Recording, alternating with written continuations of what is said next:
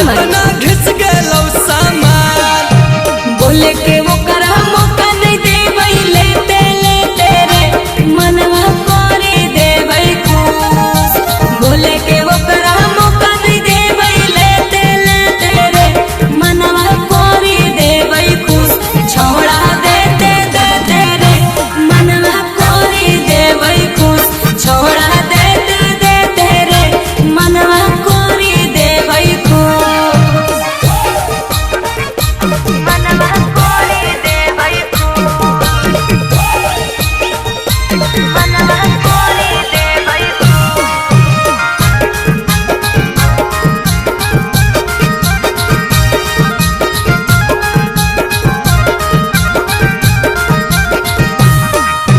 नाई हर के पूछा तब सवाल गे कहबई हम कुंवारे में नहीं हलियै के करो माल रे। नाई हर के पूछा तब सवाल गे कहबई हम कुंवारे में नहीं हलियै के करो माल रे। देखता दागी हाँ कौ छौड़ी तोहरे पेटे गे इतना घिस गेलो सामान। अच्छा देखता दागी हाँ कौ छौड़ी तोरे पेटे गे इतना घिस गेलो सामान के करा देते देते गे इतना घिस गेलो सामान के करा देते देते गे इतना घिस गेलो सामान। बोले के वो करा मौका नहीं देवई लेते लेते रे मनवा करे देवई खुश। बोले के वो करा मौका नहीं देवई लेते लेते रे मनवा करे देवई खुश। छोड़ा देते देते रे मनवा करे देवई खुश। छोड़ा देते देते रे मनवा करे देवई खुश। मनवा करे देवई खुश। मनवा करे देवई खुश।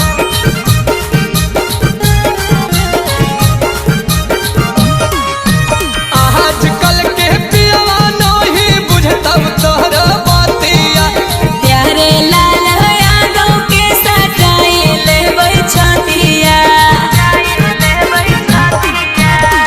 आजकल के पियवा नहीं बुझतब तोहर बातिया प्यारे लाल यादव के सटाई लेबै छतिया।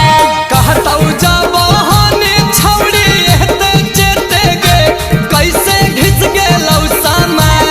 ओहो कहतौ जवानी छौड़ी एते चेते गे कैसे घिस गेलौ सामान के करा देते देते गे इतना घिस गेलौ सामान के करा देते देते गे इतना घिस गेलौ सामान। बोले के वो करा मौका नहीं देवई लेते लेते रे मनवा करे देवई खुश। बोले के वो करा मौका नहीं देवई लेते लेते रे मनवा करे देवई खुश। छोड़ा देते देते रे मनवा करे देवई खुश।